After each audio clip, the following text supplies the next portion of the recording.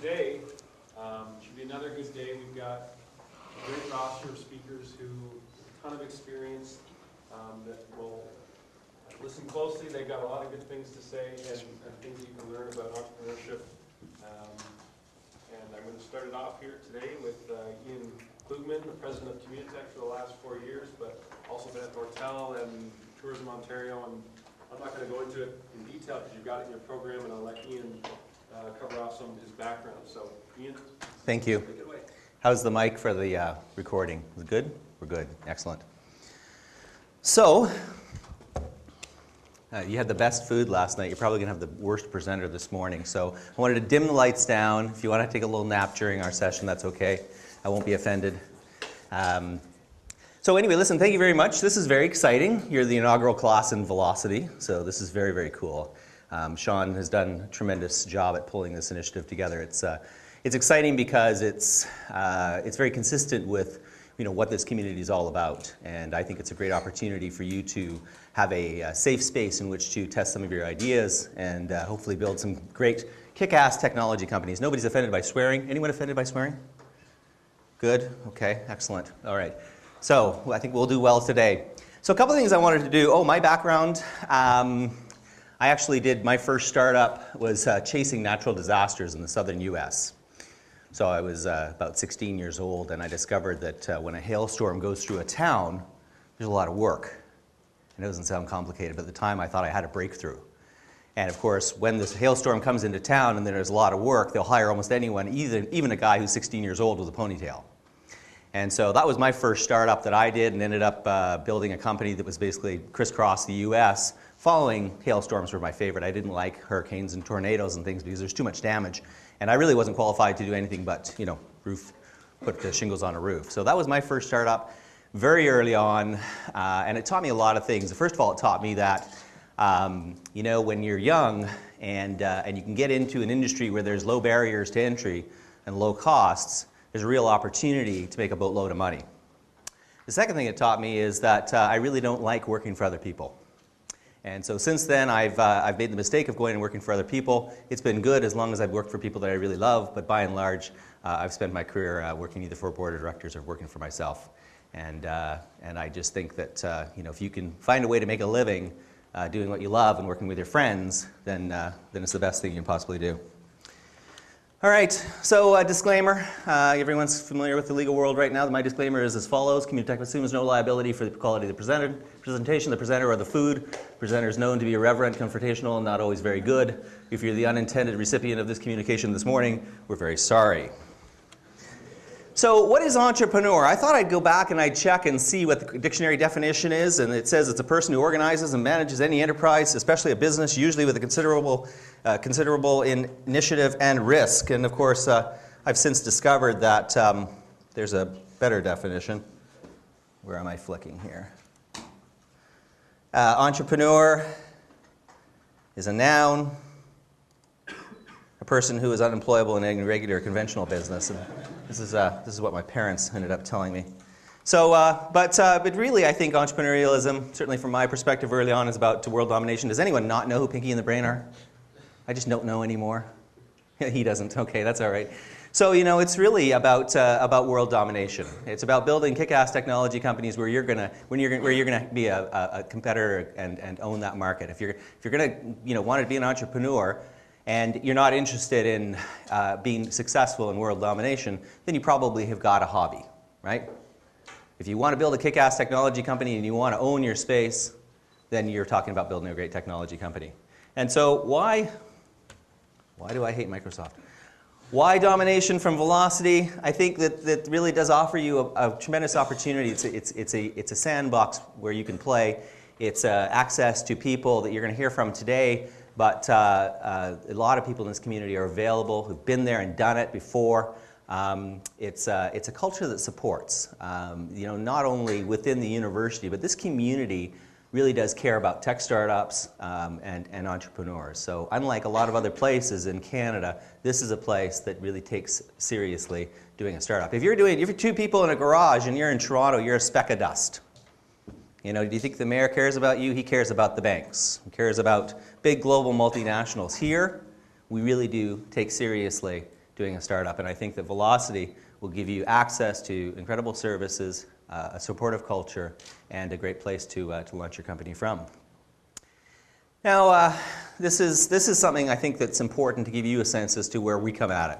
You know, our organization is all about committed to building great technology companies because we think that basically it's what we've got left to be successful at in this country. Technology does matter, and I use this slide to demonstrate it because you'll hear, you know, you read the newspaper and you pay attention to the media. Technology is something, you know, the tech industry was something that was beaten down in the early 2000s because of the bust of the bubble. And you probably wouldn't have been in business at that point in time. So, but it really is very, very important. It's the major engine for the economy right now. And most importantly, it accounts for 50% of private sector R&D in the country. And that's the innovation economy or the innovation engine for future growth and success of our nation. Thomas Friedman wrote a book, and he said, you know what, the end of our built-in competitive advantage is over, the world is flattening, and he looked at light emissions to make his case on this. But there's a guy by the name of Richard Florida, and he said, well, you know what, the world is flattening in some regard, but as far as where do we still have the advantage, the built-in competitive advantage to create real wealth, and it is still East and West Coast in North America and everywhere around Europe except Scotland, is what he said. So, you know, this is really the game that we're in. We still have got the disruptive intellectual property. We've still got the great research happening on the East and West Coast. And one of those spikes would be U of T, and one of those spikes would be the University of Waterloo.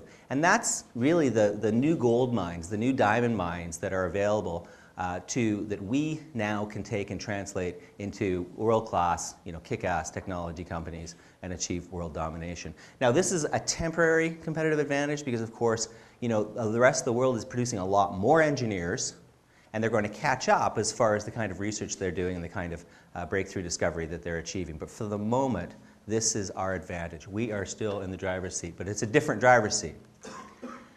And so what we pay attention to as an organization at Communitech, and what we believe is it's all about our capacity to be able to start and grow great technology companies, to productize technology. You know, we think that it's about you, the individual, the CEO, the founder, who can spot a market opportunity and respond to it with a competitive product in the market that's going to lead to our continued success. And our model as an organization that we've adopted is based on the notion of paying attention to the culture, and making sure there's a strong culture in a community that supports entrepreneurs, that makes every man, woman, and child want to grow up to be an entrepreneur or to work for a startup. You got to have the right brains. You got to have that iconic magnet, which is in our case University of Waterloo, that brings the smartest people in the world here, such as you. And you got to have, you know, access to the right kind of money. You got to have access to capital at the right time. And then our job is, you know, we pay attention to all of the resources and the services and the consulting and the advice and counsel and networks that will help you be successful. And that's the basis for our model. Waterloo Region is an interesting place. It's actually been an entrepreneur-driven economy for, you know, well over 100 years. We were the liquor capital of the country. Joseph Seagram's founded Seagram's Whiskey here. We've been the button capital of the country. We've been the rubber capital of the country. And the interesting thing about our community is that it's been able to reinvent itself as the economy has changed. And it's because of people like you, people who are entrepreneurs and say, you know what? The button industry is not doing so well. I think we better find another way to make a living, honey. Just to tell you a little more about this tech community that you're now part of, it's not huge. It's not as big as Silicon Valley or, you know, Route 128 in Boston, but we're up to about 525 technology companies generating about $13 billion in revenue. So, you know, we're not puny. We've come a long way. We last looked at this about 2.5 years ago, and we've had significant growth in the last 2.5 years within the community. $30 million in deal flow. Everyone know what deal flow is? Anyone not know what deal flow is? Be honest? Yeah? Okay. So deal flow is funding. So the amount of funding that's come into this community in the last 12 months, $300 million. That's venture capital, or that's angel financing, or that's private equity funding. And the other interesting thing, of course, is from unrelated to the University of Waterloo, but our companies that are here generate 3 times the national average in patents. Now, patents aren't everything, but they're a proxy, they're an indicator as to how much money is being invested in innovation and research and development in the community. So we're doing pretty well. The Waterloo Region Tech Cluster isn't just here, clustered around the university. It's actually spread out across Kitchener and Cambridge and Waterloo. And the other thing that's interesting about this tech cluster that you're now part of is that it's very diverse. Other communities, such as Ottawa, for example, is a telecom town.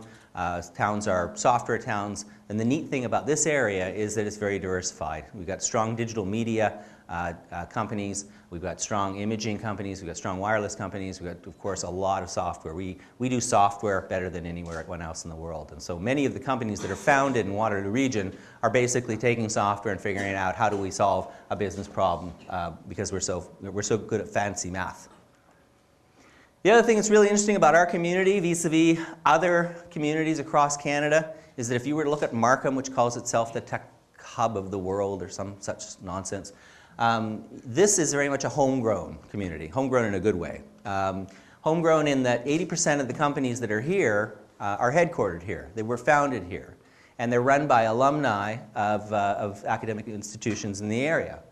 A lot of growth happening right now. On average, when CEOs look out and say how much growth are we going to have, on average 25% over the next year.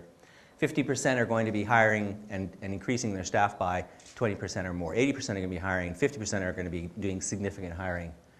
A lot of investment in innovation, I think, as I mentioned. And the people who are here, absolutely believe this is the best place to start and grow a technology company in the world. And so, there's a lot of people who, there's lots of countries that come into this community on a weekly basis to try and lure companies like RIM and OpenText and Sandvine and whatever the case may be out of here, but they stay here because they really think this is the best place in the world to run a technology company. And that's largely because of the culture of the community and the connectedness of the community. Lots of global brands, so it's not just about homegrown companies. We've had a lot of companies come to this area to get access to the exceptional technology talent that's here.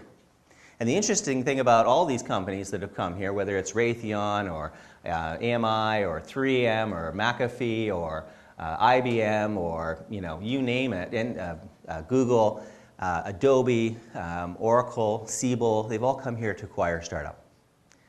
They've all come here because they've recognized that they really need to have a toehold into this community, and they've all come to acquire a startup. And by and large, with the exception of Cisco, they have all continued to grow their footprint here. Now, Cisco was a bit of a different story. They acquired a company called Pickstream. About 6 months after they did that, we hit the dot-com bust, and they basically said, anything that's not core to our business, we're exiting. But from Pickstream, 8 companies have emerged so far. 2 more are starting. A $100 million venture capital fund was created. So there was a lot of good that came out of that as well. Communitech itself, our vision, we were founded 10 years ago, actually 11 years ago, by a group of entrepreneurs who came together, and they said, we need to have some group that gets up every morning and thinks about how do we build successful companies here, how do we build a successful industry in Waterloo Region, making sure that we've got programs and services in place so the next generation of entrepreneurs don't have to go through the same crap that we went through. And that's basically the mandate that we were founded with. As we say, we help tech companies start, grow, and succeed. It's pretty simple, the business we're in. If we're asked to do something or we're thinking about doing something, we basically say, is this going to help tech companies start, grow, and succeed? If the answer is yes, then we do it. We run a series of program services, promotion, and advocacy. I think what's important for you to know is that you are our clients. You are our customers. You are all part of the Communitech network because you're part of the University of Waterloo. You all have access. You've got rights and privileges. You've got access to the programs and services that we run. We have 4 people on our venture services program team, and I'll get to them in a minute. And they're in place to help you by giving you advice and counsel and coaching on your startup. We've got relationships across North America for accessing capital, for introductions, for partnerships. We've got events like our Tech Working Breakfasts, which are homegrown local story CEOs talking about how they started their company, how they grew their company, how they turned their company around. You've got access to all of that because you're part of this program right now. We're also very big on partnerships here. We spend a lot of time working with the Accelerator Center, which is the clubhouse up on the North Campus. but really focused on Ontario Centres of Excellence, IRAP, et cetera, really focused on, let's make sure that what we're doing makes sense for you guys. Let's make sure that we coordinate what we're doing so it's intuitive for you. We've also got relationships with organizations like Mars in Toronto. Does anyone know what Mars is in Toronto? Yeah. Okay. So it's basically at the corner of college and university, and it's a giant accelerator center. It's going to be about 2.5 million square feet, and it's got access to a different kind of set of relationships. We work very closely with them. We hand clients off to them. We access their mentors and their coaches. And then we got relationships into the U.S. with our friends at Digital Moose Lounge, which is in the Bay Area. So if we're looking for board members for a certain kind of technology company, we've got friends down there who can help to line up people. Because networks and partnerships and knowing the right people and getting the right people involved in your company are critical to its success. And I would argue that there are issues, there are aspects of company creation which are much more important than the technology. And they are, do you have a robust, significant network who can help you? Do you know who to call? Do you have the right people involved? Do you know how to get along with your other founders? Those are the critical issues from our perspective that we've seen as being critical to successful startups. And we got a bit of experience. In the last 14 months, we've worked with 140 early stage companies alone. 140 early stage companies alone. And so we see a lot of the similar trends as we work with the companies. And the real kind of win for you guys is we're available. If you want to work with us and to take advantage of our programs and services, we can share everything that we've learned along the way. I mentioned before, a lot of what we do is about culture. We run something called Science Superheroes. We're trying to get doing science, technology, and engineering math in high school students up closer to being, a firefighter or a hockey player in this country. So we spend a lot of time on culture. Recruitment. So we do have focused initiatives to try and go out. We roam the U.S. and Canada poaching talent to bring it here because our companies are growing so fast that they don't have the talent necessary. And of course, we work very, very hard to be on the campus running something what we call Project Inoculation, which is to get people to think about sticking around here, doing a startup, working for one of the great technology companies here. Now, I mentioned before the events that we run. We run the Tech Working Breakfast. They're free for you. They're a hot breakfast. They're great breakfast, good food. They're in town. They're largely on a monthly basis. The first one's coming up sort of mid-September. We've got a guy by the name of Iain Couture, and he's done a couple of startups and been fairly successful. He sold his last company to AGFA. But those run during the year. We also have got a series of seminars. They're full and half-day courses to teach you about sales, marketing, strategy, HR, etc.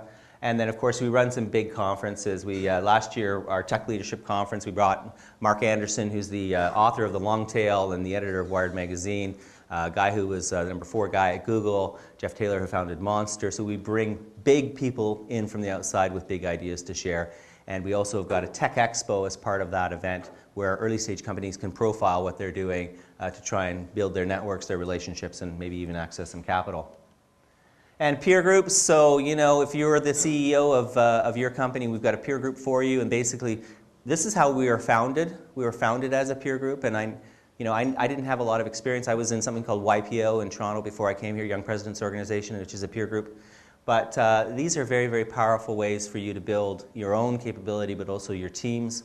And what it is it's not a complicated notion. It's people with the same job title get together on a monthly basis. So if you're running a small early stage tech company, we've got a small early stage company founder peer group for you. And if you happen to hire somebody to do marketing or sales, we got a sales peer group. And they get together and they solve dilemmas for each other and they help each other, and it's incredibly powerful. It's not sexy, but it really works. It's a very, very powerful component of what we do. I mentioned before our entrepreneurs in residence. So we've got, so this guy, Ron Newman, has done 7 startups. The last one was a company called Slipstream that he sold to Research in Motion. We've got a guy by the name of Dan Mathers, who's not up here. Well, anyway, that's not really what he looks like. He's much bigger than that.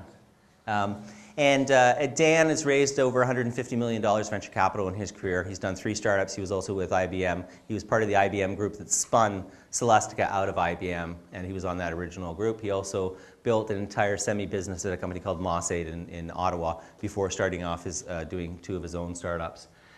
Kevin Tour, he's a PhD in mechatronics from here at the University of Waterloo. He's done a bunch of startups as well.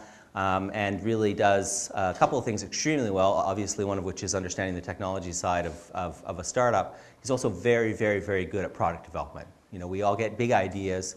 We all think, yes, you know, we're going to make this happen, but to actually build commercial grade software or whatever it is you're building is tough. And he's very, very good at helping companies figure out, okay, how do we build this product and get it to market quickly? So they're all available free of charge. They're paid by Communitech. And the whole intent of this program is that we get people who have done a bunch of startups, they've exited whatever they're doing for the moment, like Ron Newman, and they come and they spend anywhere from 6 to 18 months working for us, and then they're going to jump into whatever's next. This is not a retirement home for old entrepreneurs. These people are going to go back and they're going to do something else after they've spent some time with us. And the beauty is that they've got, you know, they've raised a bunch of capital before. They've got not only an expertise and an understanding of what it takes to raise capital and to build teams and to sell stuff, but they've also got great relationships as well. And they can open, you know, they can open up their Rolodex and help the companies with whatever kind of introductions they need. And the beauty is, you know, Dan comes from Ottawa, so he's into that community. He's also raised most of his venture capital in Boston. He's very strong on sales, alliances, and partnerships. He's done huge deals with companies like Honeywell and Sony and Hitachi and Toshiba. Ron, very much a software guy. Very, very good at last company was really around compression technology, but he's very strong in the software space. And of course, Kevin is very, very strong on the hardware side as well as product development. Yes? What's their incentive to help us out? I pay them. So, you know, we don't pay them a huge amount. We pay them what I make, which is a pittance. But we pay them, and it's enough that gets their attention. They take it very seriously.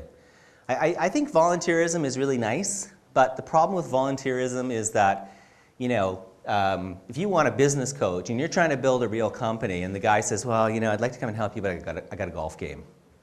And you're like, well, okay, the guy's, you know, he's just helping me out and he's a volunteer and blah, blah, blah. It's not the same focus as when you're paying people because this is their job now. And they do take it very, very seriously. Sorry, Ian, Gary Wells. Oh, sorry. Gary Will, yes, of course. So Gary Will is the guy who actually built all of our venture service programs. I just talked about our EIRs, but there's a bunch of other things that we do. And Gary was the architect of this. Gary's worked in this community for 15 years. He writes something called the Waterloo Tech Digest. Does everybody subscribe to the Waterloo Tech Digest? Does anyone subscribe to the Waterloo Tech Digest? You should subscribe to the Waterloo Tech Digest. It comes out every month. And basically, Gary captures everything that's happened in Waterloo and the tech industry in the last 30 days. And he's worked with companies, small, medium, and large, with business strategy, coaching, access to capital for about 15 years in the community. Very, very connected into more of the organic underground startup community in the area. I talked about culture. We also run something called Entrepreneur Week. It's actually the largest celebration of entrepreneurialism that we can find anywhere. And it runs October 3rd to the 10th. And I brought some outlines of what. Let me just see.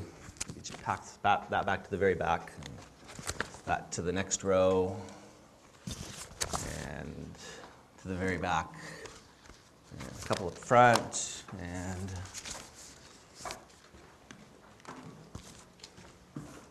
so basically, Entrepreneur Week this year is about Entrepreneur Week. It's the whole notion of expose yourself to entrepreneurialism. So, you know, expose yourself to what does it take to raise money, what does it take to get your product to market, what does it take to build alliances and partnerships. We got a few things I wanted to flag for you, one of which is October the 3rd, we've got a kickoff barbecue across the road at the Accelerator Center, which is where we hang out, and free food, and the food is good. It's not UW food, so it's really good food. And we got a guy by the name of Don McMillan coming in. He's a funny guy. He's been in town before. He's a Stanford bachelor and master's degree in engineering. He worked at Bell Labs, worked at a bunch of startup companies in the Bay Area, won Star Search, and became a comedian. And he does, his whole shtick is sort of engineering comedy, which if you're an engineer, you think is tremendously funny. If you're an artsy, you don't get it. And so he's going to be there. He's great. He's a big geeky guy. He did all the butt ads. When you see him, you'll recognize him. He's on Letterman, et cetera, et cetera. The next day, we've got a student startup conference that's happening here. It's actually over at the Student Whatever Center, and we've got 2 speakers coming in. One by the name of Ben Klasnova, I think his name is. He wrote a book called My Life as a Startup, and he's from somewhere in the Bay Area. Did a bunch of startups. He's still a student at, I think, Stanford, and he's already got a number under his belt. And the other guy, I can't remember his name, but he's also done a ton of startups from the Bay Area. Did his first one at 11. He's got, I think, like 17 startups under his belt. And they're both a lot of experience at how do you do a startup while you're a student. And then we're also going to have, as part of that day on Saturday, we're also going to bring in a bunch of early stage tech companies, small tech companies, and you'll have an opportunity to eat free pizza and to talk to these people who have done a startup. And a lot of them did, their startups when they're students. Some of them didn't. But it's a great opportunity. Probably going to have about 14 companies. And we're going to jam it all in and around lunch. We're not going to make anybody get out of bed too early in the morning. So we're going to start at noon and with a speaker, and then you get your pizza, and then the closing speaker, and then you can get out of there and move on with the rest of your day. We've got a film festival that's running all week. So we got a movie called Startup.com, which is one of my favorite. A guy by the name of Khalil Tuzman. He's out in New York City. He did a startup called eGov. And he was on Clinton's Roundtable on the New Economy. He was a Harvard grad, blah, blah, blah. And of course, the fascinating thing about this movie is it chronicles him screwing up on 1,000 different fronts. And it's a tremendous story because it's a documentary, and you can follow him as he goes through raising a ton of dough and blowing it, and then what did he learn along the way. So it's a fabulous movie. And then we've got Pirates of Silicon Valley, which is the story of the Apple guys and the Microsoft guys. So a bunch of stuff happening throughout the week as far as the film festival. We got a gala dinner, and then we got some camps that are happening during the week. We have a startup camp with our bar camp friends. It's happening on Wednesday night. And then we've got exposed events. So we got one on money, raising money. We got one on strategic alliances, and we've got one on networks and networking throughout the week. And then that Friday, we close out with more food and a $1,000 pitch competition. So if you're ready to do a pitch, there's $1,000 if you can win the prize. So that's Entrepreneur Week this year. It's just a phenomenal event. It's a great way to get out in the community and start to build your network, meet a lot of other people who are doing startups, and start to kind of figure out who else you need to meet and what you need to know. And I think the great thing about it is it's not just a combination of networking, but we've also built in a lot of content so that you can actually learn something during the week. Any questions about Entrepreneur Week? Yeah. So, we have naked men and women, so we're just, we're trying to cover all bases here. We also spend a lot of time as an organization really trying to get attention of the world because we're trying to attract talent and capital here, and we've been fairly successful with that. Even Bill Gates loves us, so that's pretty cool. Comes here 2 times in 3 years. I think the couple of things I wanted to do is just say, I'm a huge believer in doing startups, and I think that, the beauty of where you are right now is, you really don't have a lot to lose. It's really a tremendous opportunity. You're not like a guy by the name of Ray Simonson who's in the community. He's done a bunch of startups. The first one he sold for $400 million. He did his first startup when he was 48 years old. His house was mortgaged. The kids couldn't afford food. It was a tough time. Whereas when you're young, you really don't have anything to lose. And I think if you're in the Web 2.0 space or you're doing mobile media or whatever software, any kind of software really, the barriers to entry are almost nothing. It's just such a tremendous opportunity for you to experiment. And who cares if it doesn't work? I mean, who cares if it fails? Well, you know what? You're going to eat more Kraft dinner. You can always come to Communitech events and get fed. I mean, that's the bottom line. Free food, Communitech, if nothing else.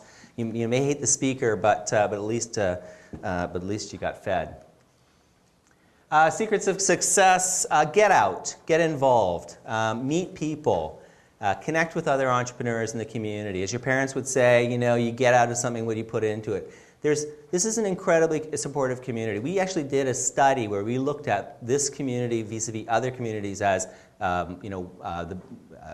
whether or not it was the best place to invest and to do a startup, and we came out on top because this community is so supportive and so committed to building, starting, and growing great technology companies. Take advantage of the resources that we have at Communitech. Those entrepreneurs in residence, they would be like, $3,000 a day consultants in Toronto, right? And they are available for you for free. And they're there to help you, so take advantage of them. There are great resources at Communitech and elsewhere in the community. Get off the island. This is the island. There's a moat around you right now. So get out in the community. It's great that there's going to be a lot of stuff that's going to come into you here, but things like, a lot of our sessions and some of our peer groups like CEO Roundtable, it's an opportunity to go out and see inside of some of these companies like ComDev, which is Canada's most important aerospace satellite company. So it's an opportunity to get out in the community and to make connections beyond the great connections and relationships you're going to have here. And at the end of the day, your capacity to build effective business relationships are going to determine your success, period. So you got to get out and you got to get involved in what's going on. There you go. And leverage the program. This is a phenomenal program. Really take advantage of everything it has to offer. If you need something, ask for it. I think one of the secrets of my success, although I don't look like I'm very successful, is I'm never afraid to ask for what I want, but I'm also very willing to accept the fact when somebody says no. But if I want to meet somebody, I'd really like to meet, Bill Gates, and they say no. But you know what? I asked in a way that it was totally cool for them to say no. And it's what I wanted. So if you want something, don't be afraid to ask for what you want, but make it easy for the person to say no. And you'll be surprised at how many people will say yes, because most people in the world don't ask for what they want. So I thought I'd give you a little quiz. Everyone still awake? Yeah? Anyone sleeping? Excellent. So given the fact it's Entrepreneur Week, anyone want a quiz, or you had enough of me and then I should just get my stick and get out of here? Give us the quiz. Okay, so Harvard Business Review says that the number one determinant of entrepreneurial success is hard work, intelligence, who you know, strong capitalization, tenacity. Tenacity? Actually, the answer is hard work. There's a high correlation between working your butt off, working all the time, and business success. The interesting thing about this study that Harvard did wasn't highly correlated to intelligence. So for me, it's a good thing. And if you've ever met Frank Stronach, anyone know who Frank Stronach is? Magna? Okay, there's the example. Next quiz. What are the easiest ways to earn startup capital? Get it from dad, pitch to venture capitalists, dupe your favorite banker, online gambling, rob a bank. Get it from dad. Well, family comes first, get it from dad. If dad won't cough up, always ask mom. Where do you see yourselves in 5 years? In the Caribbean, sipping Mai Tais with Pam Anderson. Still raising your first round, still a student at UW. Behind bars, fighting talent for RIM. No? Ask Sean, he knows Pam too. Who is Canada's most famous entrepreneur? Conrad Black, Pamela Anderson, Mike Lazaridis, Mike Myers, Ted Rogers. Come on, it's easy. The answer is always Pamela Anderson. Guys, it's early, I guess. Most common response from mom when you announce that you're going to be an entrepreneur: why can't you get a real job? This is what paying for 4 years of university gets me. Crying and screaming. You're never moving out, are you? Am I ever going to get my money back?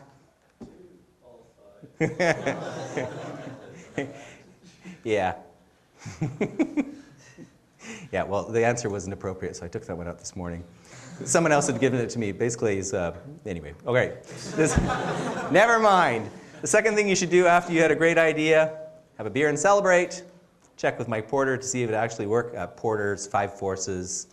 Never mind, you don't want to know about it. Write it in 7 languages. Do lots and lots of market validation. Start working with Communitech. Of course, the answer is start working with us. What's the best advice for a fresh startup? Mom is the great first customer. Give it away for free at the beginning. Take a hit out of your competitor. Get a great team. Do lots of hard work. There's no perfect answer, but keep your eye on the ball, watch your cash, and really do your best to be in a competitive position. How do you build and keep a winning team? Feed them lots of pizza. Get the latest version of Halo. This slide's a year old, by the way. Assure them that they'd never have to go home. Essential: foosballs, beer, and mini Slinkies. and my personal favorite, corporate spyware. The winning team starts with leadership. That's what you're all about. Springing for Pam Anderson, the annual meeting won't hurt either. Anyway, thank you very, very much, and enjoy your year.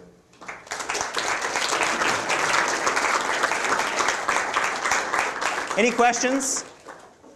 Yes? When you're looking for people to join your business, what are like one or two most important personal qualities in addition to the skill set? I would say, really look for people that you can get along with, because you're going to be working literally. If you look at the people, like Dave Caputo at Sandvine and a lot of people, Ron Newman and these guys, I mean, they literally, when they're doing their startup, they're working long hours all the time. And so you've got to be in a group that you can get along with.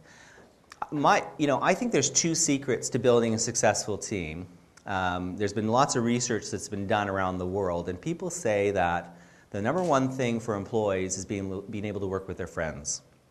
It's absolutely critical.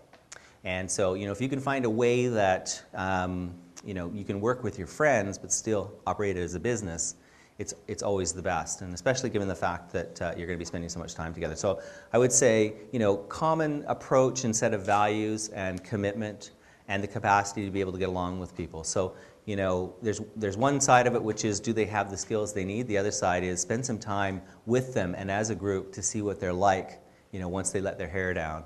To see what they're like as you spend, a block of time with them in maybe a social situation or whatever the case may be. I got to tell you, I was also in a band, and I think there's a lot of similarities between starting a band and starting a company. And I've seen lots of great musicians, like phenomenal musicians. I was not one of them. I was a really shitty musician. But I was kind of like, did anybody see the movie Happy Gilmore? So I was like that, I wanted to be a rock star. He wanted to be a hockey player. The biggest thing is the capacity to be able to get along. I saw lots of great musicians. We see lots of early stage companies that have got phenomenal technology, but they just don't gel. They just don't connect, and they can't work together, and the thing ends up blowing up. It's probably one of the biggest reasons that companies fail is that the founders don't know how to work together. Any other questions? Come on, give me a question. More questions. Yes? Where's Communitech located, like street-wise? We're across the street in the Accelerator Center. Number we can find you at? I got cards, and we're on the web, and we're on the first floor, walking the Accelerator Center. Kathy works for us. She's at the front desk as you walk in. We've got about 16 staff. And we really focus on sort of all aspects of supporting companies in the community. Yep. What sort of success rate do you see with startups straight out of school, and how does that compare with startups from people who've been in industry for a few years? I have no idea. That's a really, really good question. Because so many of the companies that come out of school you never hear about, and you don't track them. I think there's varying degrees of success. There's the kind of the out of the park superstars, and there's usually kind of 1 in 10 of those. And then there's the Walking Dead, and they're just kind of plod along, and they'll make money, and they'll get up to $1 million or $2 million in revenue on an annualized basis, and that's okay. And then there's the ones that just explode and blow up. And so you tend to hear about the two ends of the spectrum. There's a big chunk in the middle where people they build nice little companies, and maybe they sell it for $1 million or a couple $1 million, or maybe they grow it and they have fun running it. We don't hear about those so much. Those aren't the ones that are venture backed, for example. Yep. Interested in funding ranges. Yep. Some people are interested in very small amounts of funding, and I know that it depends on how much equity you want to or give away in your company, or how much your company's valued at when you make the Sure. pitch. But what do you see in ranges? Do you see money like below 10 grand all the way to more, or what is available? Yeah, so we've working with about 141 tech companies, early stage companies right now. We've helped them raise over $14 million in angel financing in the last 14 months. So, and those raises are, I think the biggest one was a couple $1 million from an angel perspective. 10 is probably way too little. Most of the ones that are raising capital, they're looking for 100 or 200,000. Or they might be doing it in tranches, so they'll say, we'll give you 50, and you hit these milestones, we'll give you another 50, we'll give you another 100 after that. But you know, those super small amounts, they're not usually enough to really do anything. Have you negotiated or have you heard of any deals with people still in school? Oh, you know, absolutely. It really depends. I mean, the nice thing about you know, working and doing your own startup is nobody cares about what you've done. Not necessarily true. There isn't the credentialism associated with it. You've got a great idea and you've got a big market opportunity. People will invest in that. I mean, they're going to look at the team, the funding team. They'll look at the management team and they'll say, you know, do these people have any experience and any idea what they're doing? But by and large, you know, people are always looking for good deals. And I think that, you know, from my perspective, great tech clusters are built by student startups, not by university profs commercializing technology and all of that crap, right? I think that great technology companies are started by students. And they're either working, you know, they're doing their graduate research or something, or they're working with a bunch of their buddies and they come up with an idea, and boom. Like you look, Google, Yahoo, Microsoft, you know, you go through Hewlett-Packard, Intel, you go through the list, well, Intel no, but you go through the list, do the pathology on the great companies that came out of California. Most of them were started by students, you know? And I think that's, you know, that's because you've got an opportunity to be in a place where you're working on the leading edge of a piece of technology. You don't have a lot to lose, right? So why not try a startup? You know, I don't know, just seems to be the way it works, so. Yep. Is there a particular stage that you have to reach before you start, say, raising money? Like, would a business plan be enough, or would you need a prototype? It depends on the space you're in. But there's funding amounts that are available for things like proof of principle, proof of concept. You want to have a business plan in place. You got to answer a couple of questions. You know, A, you know, you're doing something that other people aren't, and B, you've got an addressable market. You got a market big enough to sustain a company and to grow a company. So a business plan would be enough. A business plan would absolutely be enough for some level of funding. Yeah. Yeah. Yep. How important do you find IP when, especially in the VC stage, when you're looking through different ideas? VCs tend to like A, it's got to be disruptive, and B, it's got to be proprietary. So they love IP. But there are a lot of great companies that are built without. I mean, a lot of Web 2.0 stuff, it's not about IP, it's about first to market. So, I mean, my advice is to, you know, pay attention to where you see a market opportunity and go after it, and worry about the technology afterwards. I think that's the difference between, you know, this community is very technology heavy focused, right? Like this guy by the name of Kevin Tour, who's one of our entrepreneurs in residence, he's like the leading expert in haptics technology, which is, you know, the sense of touch over the computer. And he developed, you know, this technology, and the problem was he went searching for a market for it. And the problem was the market wasn't ready for it. And so I think that the companies that spot some sort of disruption in the market space, like, hey, you know, we should get into online gambling, or, you know, there's this, you know, there seems to be this thing that kids are doing where they're connecting in a certain way, and we could build a little, you know, piece that would bolt onto the API of Yahoo, and then we could license it to them and sell it to them. That would be where I'd be paying attention. Look for the market opportunity. Look to solve some sort of pain point.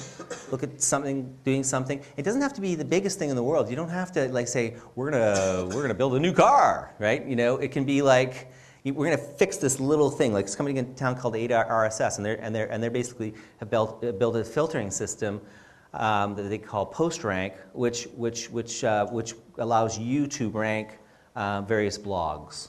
And then it will push those blogs onto your page or your site or into your email or whatever you want. It's a little teeny thing, but they recognize the fact that with all this gazillion blogging stuff that's going on out there, how do people know what's good, right? So they've developed a way that ranks it, and it ranks it based on actually the number of people who are reading it. So it's always, you know, looking at the little niche market opportunity or our market opportunity and building to that. Yep. Speaking on that, say you've got a product or something like that, a prototype, and you're looking to marketize it, that's the word. Productize it, marketize it, sure, whatever. Sounds good. Do you have access to people who you can sit down and talk with? Say you've got a couple scenarios where it could be used, but you're not seeing any huge, like, expanding market in that, but you'd like to talk to some people about that? Could you hook that up? Or? Yep, that's exactly what we do. I mean, I'm a marketer, so I'm all about market assessment. You know, how big is the market? What can you address? And at the end of the day, is it big enough to build a sustainable company? If it's not, go home. And that's the biggest issue that we see in this community is everybody's like just, you know, oh, we're on to version 7 and we've got this most amazing technology. And getting people to do the homework and actually work through and say, you know what, is there, at the end of the day, is there a big enough market to build a company around? It's really hard because people, you know, myself included, we don't like to do things that we're not good at and we don't like to do things that we don't like to do. And so we gravitate to doing things that we're good at and we don't do some of the fundamental stuff. And very early on, you know, those kind of fundamental exercises will help you figure out very quickly and save you a lot of time, and it would have saved somebody like Kevin Tour a lot of time in understanding whether or not you should be going after this market space, no matter how beautiful your product is, right? Yep? What would be the first steps to get involved in Communitech? Would it just be coming out to the event of Entrepreneurship Week, or would it be a formal process where we would meet with We have a hazing ritual that we do on every Friday night. We drink. No, the best place to get started is to sign up online. There's a place you can sign up to start receiving our e-blasts. And the other thing is, at this, we've got a Crowdvine site. Anybody ever used Crowdvine before? It's a very cool site. It's very cool technology. It's the simplest profile to create in the world. So you've got to put your name in and your email and your photo, and that's it. And so sign up on Crowdvine. And that's probably the easiest way. Tell people what you're doing, what you're looking for. It's a cool technology, so that would be my suggestion. And sign up for the event. So there's a Tech Working Breakfast coming up, free hot breakfast. And so sign up for that as well. Get out, get involved, get connected. Yep. The entrepreneur and like CEO and res. Yep. Part of it, how do you get in contact with them? Is it like through email? Or? Email them, call them. Yeah, we don't screen at all. We'll talk to anybody once. Yeah, we had this guy last year, and it was Petro Poop. These two guys, they looked like they were out of the, whatever that trailer park TV show is called. I can't remember what it was called. Yeah, there you go. Okay, so there's these guys, there's big sweaty guys, and they're doing this startup called Petro Poop, and so it's basically converting poop into petrol. And so poor Carol Lehman was our first entrepreneur in residence, and they loved her because she's blonde and she's beautiful. And but you know, we took the meeting, we worked with them, we did everything we could, but you know, not a lot there. And they might be back for Entrepreneur Week this year. Yep. Iain, it's Bud back here. Okay. What from a geographical standpoint, what's the big benefit for a startup locating in locally? Maybe you covered this, I don't know. And what's the biggest challenge? Well, I think the biggest benefit is this really is, I'm an American, and this is a community that cares about doing startups. You know, the American dream is simple. The Constitution was written by a bunch of merchants. Benjamin Franklin, Madison, these guys, were business people. And the American dream, the highest calling, is to start and grow your own company, right? I don't know what the Canadian dream is. Some people tell me it's winning the lottery. But this is an island of entrepreneurialism in Canada. This is a community that really, really cares about startups and is so supportive. I mean, if you're, as I said, you know, if you're doing a startup in Toronto, you're a speck of dust. And here, I mean, people are going to rally around you and help you. I mean, people are so supportive of anyone who wants to do a startup. We take it seriously. We take technology seriously. We take entrepreneurialism seriously.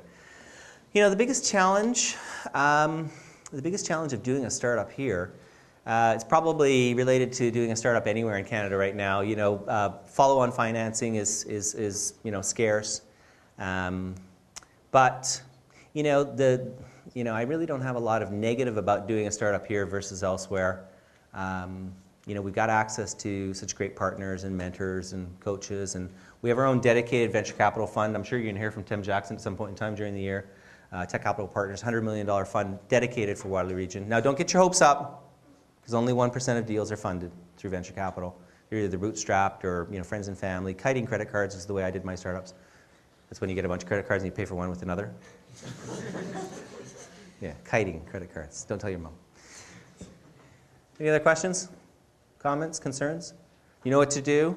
Crowdvine, right? Everyone's on Crowdvine? To have everyone's Pledge of Allegiance, they're going to sign up on Crowdvine. How do you spell that? You're killing me. Entrepreneurweek.ca. Oh, okay. So go there and sign up. Sign up at entrepreneurweek.ca. Put your profile up. Put your photo up. You're going to love my photo. It's a fabulous photo. You won't recognize me. It's like from 30 years ago. But it's me, I promise. So that's the one thing you need to do. Get out, get involved, take advantage of the resources in this community. Make more friends. You need more friends. Each and every one of you need more friends. You need to meet people. We've got a whole thing on how to become successful at networking as part of Entrepreneur Week. Get out, get involved, learn from the experts, because at the end of the day, it's all about the relationships that you have that will dictate your success in your business. Anything else? Yes? Just one thing. Of all the startups that you've worked with, do you see a lot of people with no technical background? Like how much involvement they have with tech startups? There's usually, there's been research that's been done that says that successful startups and successful tech companies, there's usually two people involved. It's a team. So it's the front person and it's the person in the back. It's the technology person, it's the finance person. So research in motion, what did Jim Balsley know about technology? Nothing. He knows a lot about business strategy, knows a lot about finance, knows a lot about marketing. So, I think we see that. It's really about the combination of people. You really don't want to have, the worst thing is, the one company we're working with right now, it's 5 engineers. And it sounds like a joke, 5 engineers walk into a bar. But there's 5 engineers, and so the one guy shows up at the marketing peer-to-peer group, and he says, yeah, I just got a new job as marketing. I'm like, yes, because I'm a marketer, right? I said, oh, it's so great, it's a great experience, it's such a great career, and you're going to have a ball. And he goes, I said, so how'd you get the job? I thinking he went to school somewhere, he's a whiz kid. He said, I'm the worst engineer. So you want to look at making sure you've got balance on your team. You got different kinds of skills, because that's critical to success. If everyone looks like you and has got the same skills as you and is good at the same things you're at, you're screwed. You got to make sure you've got that balance on the team. Diversity is really important. It's difficult. It's difficult to hire people who aren't in your own image. It's very easy to hire in your own image, because you know what you're looking for. When you sit down and you think, oh, I'm going to hire somebody, and you can ask them all the technical questions that you understand, you can tell whether they really know what they're talking about. You're going to hire a salesperson, you're like, I don't even know what one looks like. Like, what's a good salesperson? So that's why we've got people like the entrepreneurs in residence. We spend a lot of time working with people who are hiring their first sales guy or salesperson. And we can help them by saying, here's what you look for, and we'll sit on the interview panels and blah, blah, blah, blah, blah. Just one other comment on founding teams. It's great to be able to work with your friends, but at the end of the day, somebody's got to be in charge. And so it's not about, you don't necessarily need adult supervision. Although at some point in time, if somebody puts a ton of dough into your company, they're going to demand adult supervision. But you can't make bad business decisions because you're working with your friends. And that's the other thing that we see a lot of, is we see a lot of people, a lot of early stage student startup teams that they make bad decisions because they don't want to hurt somebody's feelings. There's two things as you make decisions in business. There's the right thing to do and there's the nice thing to do. You always got to do the right thing. Hopefully it's the nice thing as well most of the time, but sometimes it's not. And the other thing too is if you're looking to build a kick-ass technology company as opposed to a hobby, don't be afraid to take investment. Oh my God, we're giving away 25% of the company, or we're giving away 49% of the company. Yeah, but you're giving away 40% of what's going to be a $100 million company instead of 100% of $1 million company. So don't be afraid to take money. Don't be scared off on that. And the only other piece of advice I would give you is don't suffer from founderitis. Does anyone know what founderitis is? It's the inability to take advice. Like, you don't want to be so open-minded that your brain falls out, right? But don't be afraid to take advice. Ask people. There's some really sage people in the community who've been there and done it. Don't be afraid to ask them and take their advice. Because otherwise, you're going to make a lot of stupid mistakes that you don't need to make. So that would be the only other comment I'd make as far as advice for, yeah, and I hope you take that advice. Any other questions, comments, concerns? Thank you all very much. You've been a wonderful audience. Thank you very much, Ian. And just a little here. Is that my T-shirt? No, you have to wait till you get to your car to drink it. Oh, okay. That's if my car is still there. It might be towed. So. But some great wisdom there from Ian, and really appreciate it. I've actually touched base with 2 of the 4 that were on your slide there, Kevin and Gary. So Yep. those 2 at least, I'll touch base with the other 2 to make sure that they're aware of what's going on here. And whether you go through us to connect with them or connect with them directly, either way, as we match you with mentors and you match yourself with mentors over the next few weeks, some great options at Communitech. And hopefully we'll keep promoting, or we'll start promoting the events as well, so that you're aware of what's going on and can join in some of the events at Communitech. So thanks, Ian. Thank you.